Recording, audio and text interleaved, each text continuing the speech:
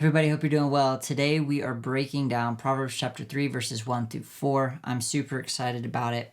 We're going to be using one of my favorite tools called the Canvas tool. We're going to be canvassing this text, which is just a practice I love to employ because I'm very visual and it helps me break apart the text and grasp what the author is saying to deeper layers, because it allows me to separate things and really ask deeper questions, which lends to deeper revelation. So we're going to do some of that here and maybe moving forward, depending on whether or not you find it useful. So be sure to let me know in the comments below. So let's just read the text and then we'll begin breaking this apart. My son, don't forget my teaching, but let your heart keep my commands, for they will bring you many days, a full life, and well-being. Never let loyalty and faithfulness leave you. Tie them around your neck, write them on the tablet of your heart. Then you will find favor and high regard with God and people. Now, the first thing I want to do is separate this in half, because this is two different things that I want to examine independent of each other. So we're just going to pull this section down a little bit, starting at verse 3. And that's going to allow us to focus on verses 1 and 2 by themselves, and then we'll work on verses 3 and 4. So first thing we have here is my son, and then we have a statement here. Don't forget my teachings, but instead let your heart keep my commands. For they will bring you many days, a full life, and well-being. Okay, we can get rid of these verses for now. All right, so this is kind of the concept we have here, which I, for one, am a huge fan of, breaking this down like this. Okay, now here's what I want to do. Here's what we have, and I would love for you to see regarding verses 1 and 2. All right, so as we've seen so often, we have the author talking to his son. We've said this in previous videos that this doesn't mean that what he's teaching is exclusively for his son, but we understand that everything that is contained within these letters to his son is also applicable to us and to any who would listen and take it to heart. And his encouragement as he launches us into this next chapter is, don't forget my teachings. All right, and what I just want to note about this word teachings is that he's not just talking about the teachings that he's already taught, but he's also saying this as a warning to pay attention to what I'm about to teach. Okay? So this is both a past tense teaching and a future tense teaching. And what he's saying is this. He's saying, but instead of forgetting, all right, he's saying, let your heart not just remember. See, notice that. Notice he didn't say remember was the opposite of forgetting. He said keeping was the opposite of forgetting, all right? So do not forget, instead keep. So it's not just do not forget, instead remember. That would put us into the category of he who knows what is right to do and does not do it sins. And again in the New Testament, where it says he who reads the word and knows what it says but does not do it is like a man who looks at himself in the mirror and walks away and forgets what he looks like. So it's not just about remembering in your head. It would be better off for you if you just had no awareness or conscious of right and wrong than for you to have been taught and to not keep what you had been taught. So just note here, teachings and commands, all right? They're synonymous but not, okay? So their teachings refers to all sorts of wisdom that are not necessarily commands. Commands refers to the Torah as well. which are this is right and this is wrong, and there's a split line, do this, don't do that sort of thing. Now, what's interesting is I want to know why, okay? And here's what's really cool is the author gives us this little word, for, all right? And that's something that should just kind of keep our attention. For they will bring you many days, a full life, and well-being. Many days, full life, and well-being. Okay. These teachings, it's important here, and these commands, if they're kept, will bring many days. Not just life, right? That's in the many days section, okay? But it's also well-being and full life. So yeah, you're going to have long life, which is many days. They're going to keep you safe. But your life won't just be long and miserable. You're going to have a full life, which speaks to health and joy and prosperity. You're going to have well-being, right? So full life, happiness, joy, well-being, health, and then many days, all right? And that comes from remembering to keep. This is kind of like the Shema, right? Shema is a Hebrew word. We know it as hear. We translate it as hear. But what this word Shema really means, it's like hearing as evidenced by obedience. And so that's what the author's getting at here. So verses 1 and 2 are pretty simple in a nutshell, okay? And but they're at the same time, they're good reminders, very profound. Now let's move into verses 3 and 4. Never let loyalty and faithfulness leave you. Instead, tie them around your neck. Let's see if I can't get this to behave here.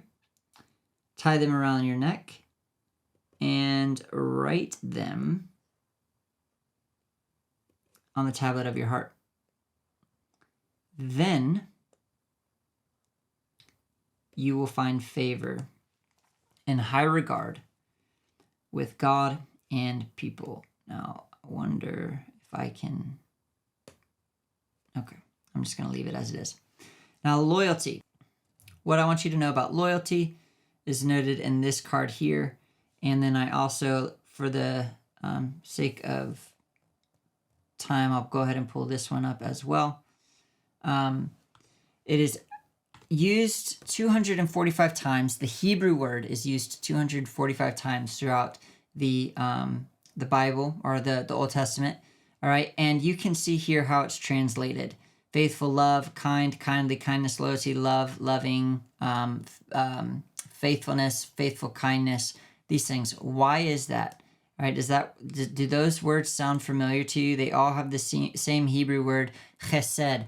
Chesed refers to God's loving kindness, okay? Now, I'm just going to draw a little connecting line here so that we know that this is referring to loyalty, okay?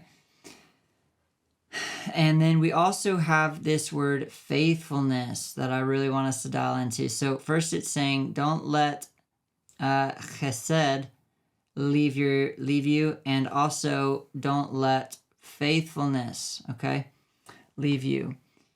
And faithfulness is just as profound, all right, and it's also rendered as truth, truthful, truthfully, these things, but it's the Hebrew word emet, okay?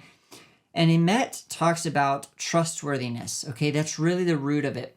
It's trustworthiness and faithfulness. So when God speaks of being faithful to the Israelites and to the people when he's making the covenant at Sinai, and over again throughout the first 5 books of the Bible, he's talking about being faithful. And then there's many times people are put to death for being unfaithful to the Lord. Okay, what it's saying is, don't let chesed, that loving kindness, that faithful love that loves in the midst of when people don't deserve it, he's saying, don't let that depart from your character, and don't let emet, faithfulness, trustworthiness, loyalty. Don't let that depart from your character and nature. And that's really the heartbeat behind all of this stuff, is it's dealing with a character, your character traits, okay? So we've got never let loyalty and faithfulness leave, all right? And that's what's important, is he's talking about character here, all right? Let this be who you are. Let these be attributes that are that you are known for, chesed and emet, okay? And you can go study those Hebrew words additionally further if you would like. Now it's just giving some imagery here to insinuate in what way we should not let these things leave, right? So we have tie them around your neck and write them, okay, on the tablet of your heart. Ooh, that's a good note to talk about right there. On the tablet of your heart. That's very interesting. All right, so first we're going to tie the attribute and the character trait of chesed, faithful love, loving kindness that endures and loves, does the right thing all the time, even when others don't deserve it, and faithfulness, loyalty, and trustworthiness. This is going to be our integrity. This is going to be our character. This is going to be our makeup. We're going to tie those things around our neck, okay? Kind of like we're going to yoke ourselves to them, or they're going to be our yoke, right? And like they're going to be, when it's tied around your neck, you become one with it and you are led by it. That's kind of the idea and the image that's being painted is one, it could be viewed as like something like a necklace that like people look on and see the beauty. But two, it could be something that one is led by. Like if we're talking about leading an animal of some sort, because they've got something tied around its neck, and when it's pulled, it leads them. So let loyalty and let faithfulness and love and kindness and trustworthiness, let them lead you, and let others see them when they look at you and consider those things beautiful. But then also write them on the tablet of your heart. Now this is very interesting language, because it's referring to one, when you would write on a tablet, it was permanent. It's not like today where we have pencils and erasers. Like this was etched in stone, sort of a thing. And it became the identity of the tablet, okay? And so what this is suggesting is that you would etch these into the tablet of your heart. In other words, from the heart the mouth speaks, right? From the heart the issues of life flow. So if etched into your heart is the character and the integrity of chesed and emet, you will find favor and high regard both with God and people. And that's a big deal. That's amazing. Finding favor with God and man. Now this takes me back to what Luke says about Jesus, right? You'll find favor. He grew in wisdom, stature, and favor with what? God and people. That's pretty amazing. Favor and high. Now, I don't know about you, but I am extremely interested in growing in favor and high regard. I want God to look upon me and be pleased. I want God to look upon my life and say, that's a man of character and integrity. That's a man that looks and reflects the nature of the King and his kingdom. And what's happening here is the author is saying, right here, this is it. This is how we're going to do it, okay? This is how we're going to do it. We're never going to let loyalty and faithfulness leave us. And I think the best way to communicate how is by etching them in the tablet of our heart. Write them on the tablet of your heart, and it will never leave you. If it becomes one with your character and nature, it's just who you are. To be faithful and loyal and trustworthy, and to love people and show kindness, even when people don't deserve it, you will find favor. Why? Because you'll inevitably be living a life that is a life of righteousness and a life of loyalty and love and high integrity. And this is who God desires us to be. These are the kind of people that reflect who God is. This is the kind of God we have and the kind of God we serve. And this is why the author is saying, listen, son, if you want to have many days on the earth, and not just many days, but many days that are full of life and well-being, listen to my teachings and commands. And the first one I'm going to kick off with is, do not let chesed or emet leave you. Etch them into the tablets of your heart. Become a person who embodies chesed and emet. Loving kindness, faithfulness, loyalty, trustworthiness, and you will grow in favor with and high regard with God and man. I hope that this has been a beneficial teaching for you and that it has added value to your life and brought clarity to these 4 verses in Proverbs chapter 3. Until next time, God bless you guys.